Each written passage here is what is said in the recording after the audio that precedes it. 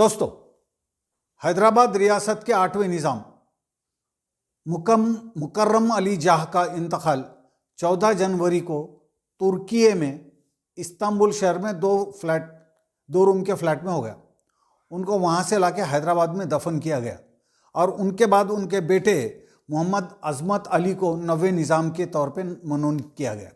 8वें और 9वें निज़ाम ये नामधारी निज़ाम थे क्योंकि 1971 में गवर्नमेंट ऑफ इंडिया ने निज़ाम की जो पदवी है उसको ख़त्म कर दिया था। मगर ये हुकूमत 707 पीढ़ियों पर मुश्तमिल है, 220 साल इन्होंने हुकूमत की है।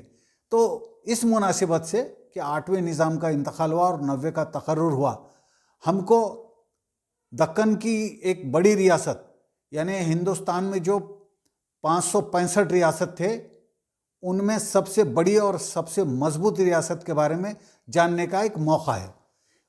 ये वीडियो इसलिए अहम है कि आज की नस्ल इनके बारे में कुछ भी नहीं जानती।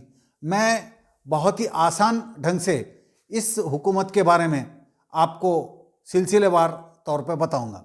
इसका क़याम 1724 में मीर कमरुद्दीन सिद्दीकी ने किया। ये पहले निज़ाम थे। दूसरे निज़ाम मीर निज़ाम अली ख़ान, तीसरे निज़ाम मीर अकबर अली ख़ान, चौथे निज़ाम मीर नसरुद्दौला फरकुंद अली ख़ान, पाँचवें निज़ाम मीर तहनीत अली ख़ान, छठे निज़ाम मीर महबूब अली ख़ान और आखिरी निज़ाम मीर उस्मान अली ख़ान। तो ये सारे जो 7 निज़ाम हुए इनके बारे में बात करना तो 1 घंटे से ज़्यादा का वीडियो हो जाएगा। मैं मुख्तसरन आपको आखिरी 7वें निज़ाम से परिचय कराऊंगा। वो इसलिए कि 7वें निज़ाम ये सारे 7 निज़ाम में सबसे अहमियत वाली निज़ाम है और इन्हीं के बाद हुकूमत 17 सितंबर 1948 को हैदराबाद रियासत खालसा हो गई और इनकी हुकूमत ख़त्म हो गई। मीर उस्मान अली ख़ान जब अपने दरबार में आते थे तो उनके आने से पहले जो नाम पुकारा जाता था वो बड़ा इंटरेस्टिंग है, ज़रा सुनिए। पुकारने वाला आवाज़ लगाता था कि होशियार, the most excellent order of British empire, royal Victorian chain, honourable general of army, faithful ally of British government, his exalted highness his majesty जिले इलाही मीर उस्मान अली ख़ान पाशा तशरीफ़ ला रहे हैं। इतना लंबा नाम लिया जाता था। ये जो हुकूमत थी बड़ी वसी हुकूमत थी। मराठवाड़ा में औरंगाबाद, बीड़, परभनी, नांदेड़ और कर्नाटका में गुलबर्गा, बीदर, उस्मानाबाद और रायचूर, मेदक में, तेलंगाना में बालदा, महबूबनगर, मेदक, नलगोंडा और निज़ामाबाद, और चौथा जो इसका महसूली विंग था वो करीमनगर, आदिलाबाद और वरंगल। इतने डिस्ट्रिक्ट पे ये हुकूमत कायम थी। ये बड़ी ज़बरदस्त हुकूमत थी। इस हुकूमत का जो वैभव था उसके बारे में अगरचे मैं मुख्तसर आपको बताऊं तो इस 7वें निज़ाम ने Jamia Nizamia, Nizam institute of medical sciences, Osmania hospital, Unani hospital, Osmania university, Nizam general hospital, Nizam club, Nizam charitable trust, Chiran palace, Chowmahalla palace, king Kothi, Falaknuma palace, आज जहाँ पर होटल ताज कृष्णा है, दिल्ली में हैदराबाद हाउस, मक्का में रुबात, कलकत्ता, ऑस्ट्रेलिया और फ्रांस के शहरों में कोठियाँ, सिकंदराबाद में कॉन्टेनमेंट, लकड़ी का पुल, रेलवे, इनकी खुद की डाक और तार व्यवस्था थी, इनकी खुद का चलन था। और 1941 में उन्होंने स्टेट बैंक ऑफ हैदराबाद की स्थापना की थी। हुसैन सागर, निज़ाम सागर, बहुत से इदारे इन्होंने कायम किए थे। इसके सिवा ये दानशूर भी बहुत थे। माहौर की रेणुका देवी संस्थान, नांदेड़ के गुरुद्वारा, कई मस्जिद, कई मंदिर, कई दरगाहों को इन्होंने ज़मीनात दी। देशमुख, देशपांडे, माली पाटिल, पुलिस पाटिल, इन पदों का इन्होंने निर्माण किया।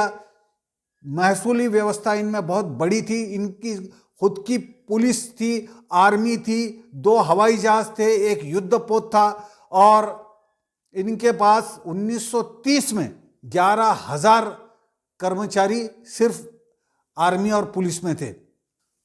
फरवरी 1937 में टाइम मैगजीन ने इनको दुनिया का सबसे अमीर आदमी घोषित किया था। टाइम मैगजीन के कवर पेज पे इनका फोटो आया था। उस वक्त इनकी जो प्रॉपर्टी थी वो 90 बिलियन US डॉलर में आंकी जाती थी।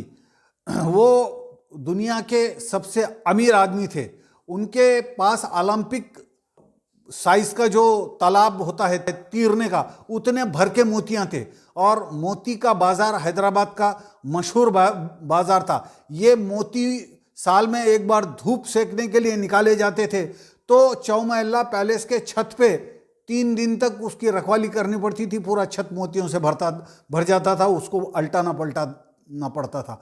39.90 कैरेट का और 184.5 ग्राम का जैकब नाम का एक हीरा था, जो उस्मान अली पाशा के टेबल पे रखा हुआ रहता था, जिसे वो पेपर वेट के तौर पे इस्तेमाल करते थे। उनके पास कई रोल्स रॉयस गाड़ियां थी।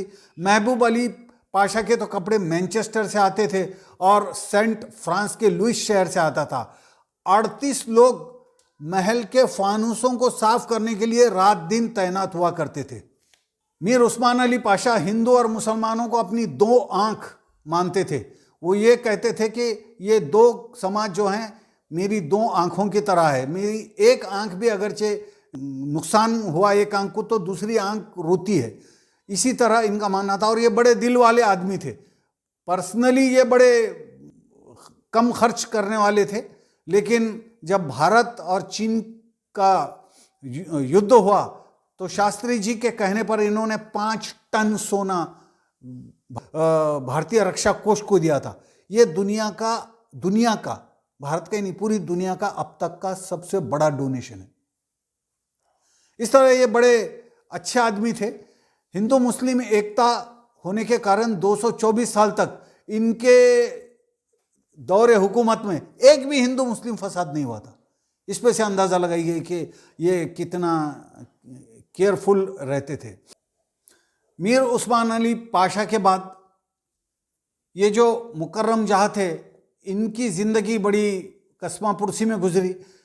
इन्होंने 4 शादियां की, जिसमें से एक शादी भी कामयाब नहीं हो सकी। इन्होंने ऑस्ट्रेलिया में बहुत सी प्रॉपर्टी खरीदी, वहाँ वो घाटे में आए और अपनी वालदा के मुल्क तुर्की चले गए और वहीं पर उनका 2 रूम के फ्लैट में इंतकाल हो गया। ये एक बड़ी शख्सियत का जवाल था। अल्लाह उनको गरीक़ रहमत करे।